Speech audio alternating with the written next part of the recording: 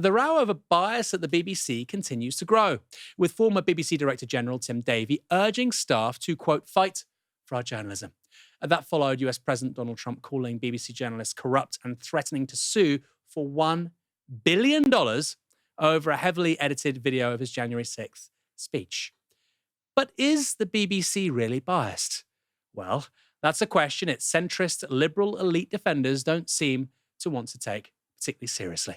This was former BBC journalist Lewis Goodall on the Newsagents podcast. I feel like I've been living in a parallel universe for the last 24 hours. The hysteria over this story, whipped up by commercial organizations, newspapers, MAGA, the rest of it, the sort of hard right online ecosystem that we talk about all the time, all that have an agenda, is something to behold. That edit in question, John, you're right, it was a mistake. It was clearly misjudged, but the idea that it is an example of institutional bias against Trump is absurd. Do you agree? I'm not so sure. Goodall's colleague, Emily Maitlis, also had no time for the question of bias, though. Instead, she had a story about commercial media plotting to take down the Beeb. So the way it has been reshaped, the way it's been reworded is you're being cheated by the BBC. They've got an ideological position and you are not getting the whole truth and the BBC is lying to you, because the papers tend to all criticise the BBC but they don't criticise each other. If the papers as one carry on telling the British public that they're being lied to, they can't trust the BBC is bent, the BBC is ideologically to the left, then people start believing it. And I think that this is a culmination, essentially, of the papers feeling very frustrated that they cannot compete commercially with the mammoth, the megalith that is the BBC. I mean, of course they can't. The BBC has a budget. BBC News has a budget of £250 million a year, circa.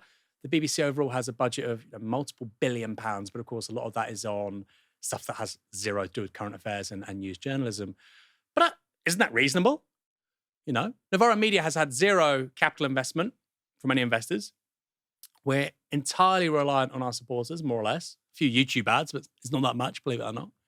Isn't it quite reasonable to say that, look, you're given over £250 million a year. I'm compelled to give that to you because of the license fee. Actually, you should adhere to really, really high standards. I think that's quite a reasonable thing to say, isn't it? I don't think that's uncharitable. Former BBC presenter Jonathan Dimbleby also has no time for the question of bias. Do you think the BBC is perhaps guilty of groupthink, maybe even subconsciously, with a left-leaning, liberal, metropolitan viewpoint that sort of seeps in, maybe unintentionally? I don't take that view. If you listen to the BBC, which I do a lot, it is not metropolitan. It's an out-of-date assumption that it's metropolitan. It's got bases everywhere across the country. In Salford, which is hardly metropolitan London, it has people who know that territory, who know their audiences. So I don't think it is institutionally biased. I don't think it's institutionally biased. Jonathan Dimbleby, of course, of the Dimbleby Broadcasting Dynasty, educated at Charterhouse School, saying the BBC is not metropolitan. Maybe not the right messenger for that particular message. Now, those answers are pretty interesting because, of course, none of Goodall, Maitlis and Dimbleby find the BBC biased. That's because it represents, in most of the things it does, their point of view, or at least their general perspective on the world.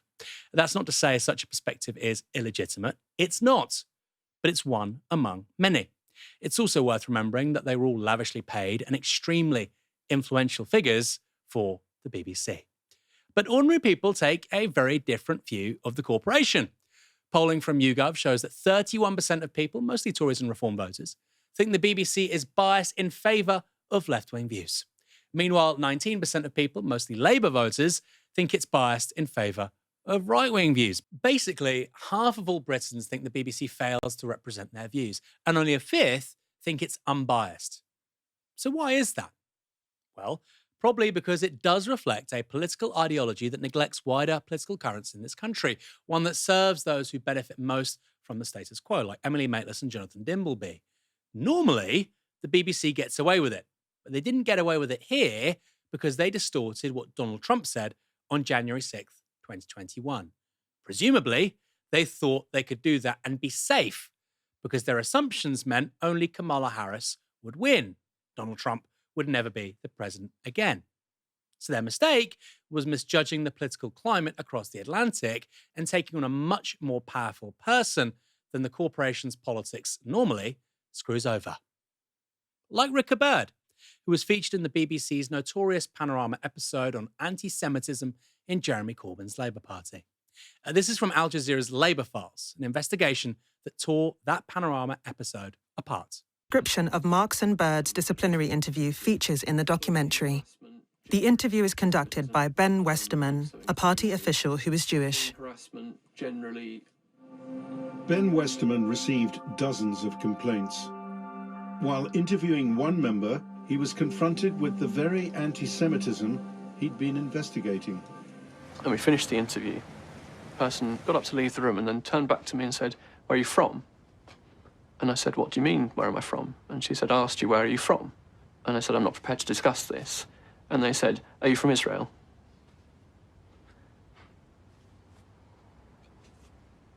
What can you say to that?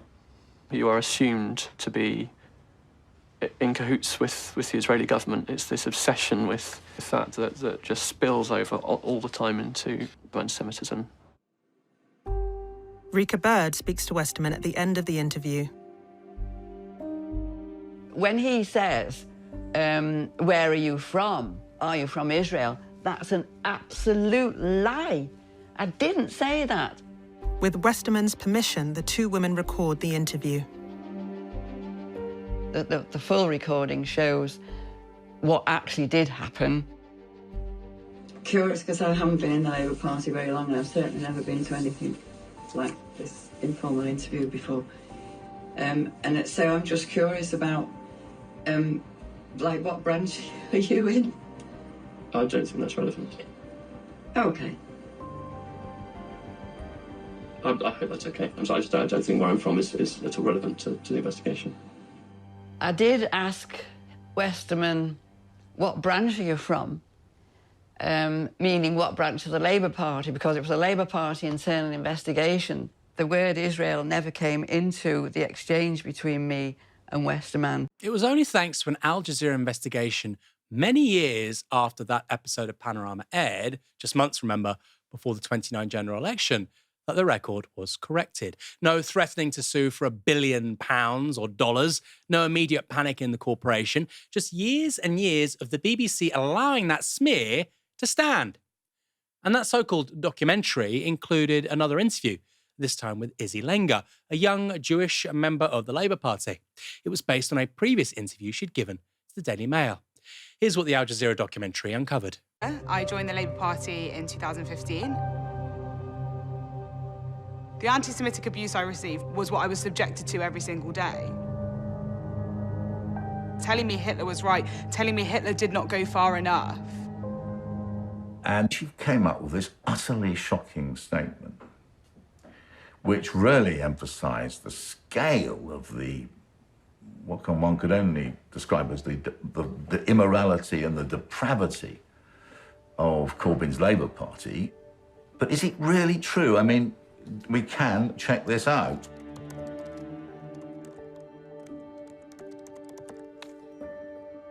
In 2015, when Lenga was at university, neo-Nazi posters appear on campus saying, "Hitler was right." Lenga is involved in getting them removed and receives online anti-Semitic abuse.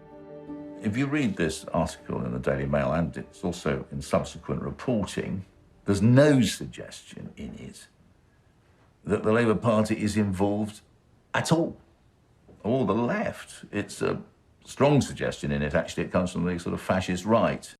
The BBC was subsequently forced to issue a correction. That was published only 3 years later, in 2022, long after Corbyn had been removed from the Labour Party. But again, it's only a correction, and a pretty half-assed one. It says, if the programme were to be rebroadcast, we would include some additional comments from Ms. Lenga's original interview to give viewers further context. Context! It's not context, it's a fact that Lenga wasn't even talking about the Labour Party. She's talking about experiencing anti-Semitism on campus from the far right, and they just missed that bit out. Because, of course, the agenda of that episode of Panorama was to depict the left, the Labour Party, and the leadership of the Labour Party, Jeremy Corbyn, as anti-Semitic. When?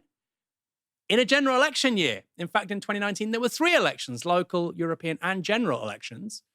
And the BBC thought it could publish, I think, gross mistruths with impunity. Now, there's been one correction, but as you can see, that's in regard to Izzy Lenga. The video we played before that, with those 2 Merseyside-based activists, who were completely misrepresented by Ben Westerman when he speaks to Panorama, is extraordinary. Now, John Ware is a very seasoned journalist. I've got to be careful with my words here, of course. He's a very seasoned journalist. He's been in the game a very long time. If somebody says, I was interviewing X and Y, and they asked me whether I was from Israel, you think, that's a bit of a dog whistle. Okay. Sounds bad. I believe you, by the way. Why would I disbelieve you? But I need to go and confirm with those people that's what happened, that you've met them at all. And of course, if he had done that, if he'd then met those 2 women, they would say, firstly, that account isn't accurate. Secondly, we have documentary evidence contradicting what he's told you.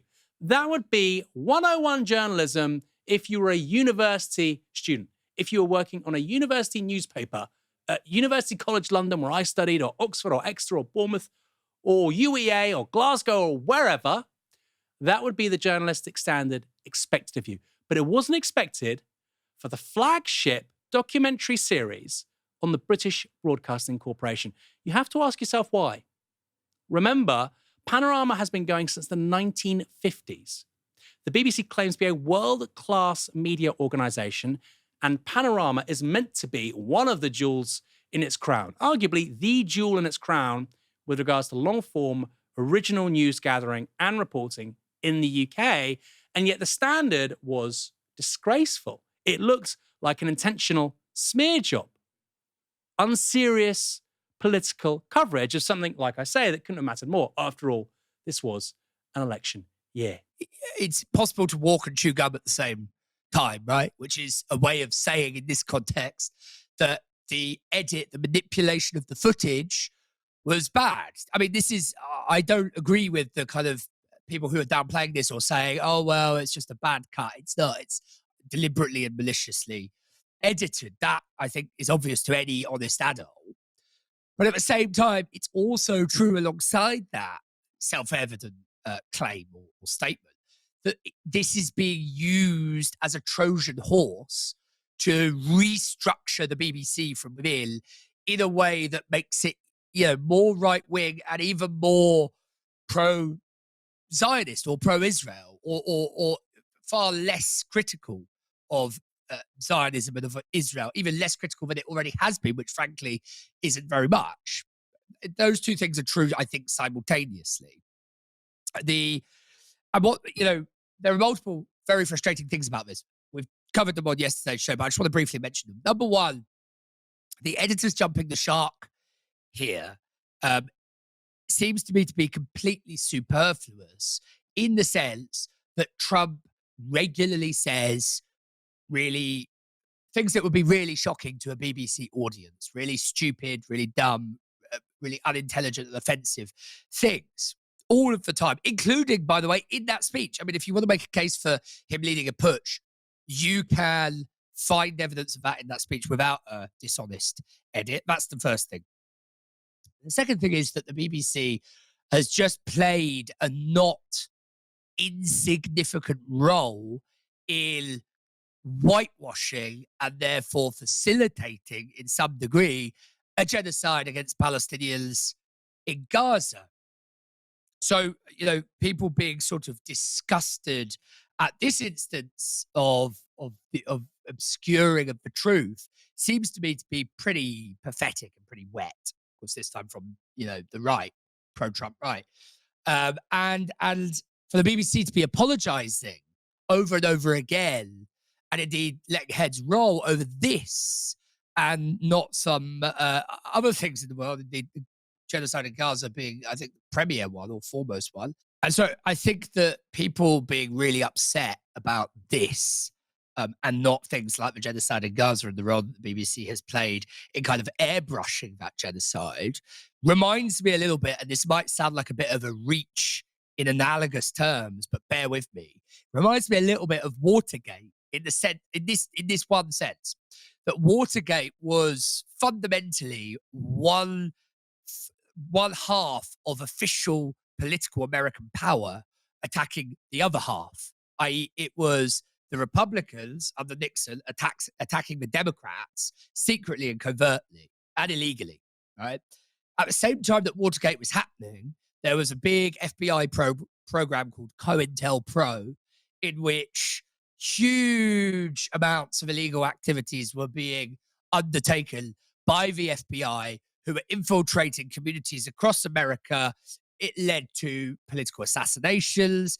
It involved wiretapping hugely illegal measures into the women's movement, into the black rights movement, all forms of civil rights movement, from the peaceful to the more radical, to the gay rights movements that were springing up at the time. And yet it's Watergate that becomes this massive national scandal that topples the president, and COINTELPRO that is virtually, vanishes and is virtually still unknown today. And I think that it's Watergate that produces this great journalistic success story, right? Woodward and Bernstein, and leads to a brilliant Oscar-nominated. It is a brilliant film, Or the President's Men. COINTELPRO disappears by comparison, and I think that says something. It's important to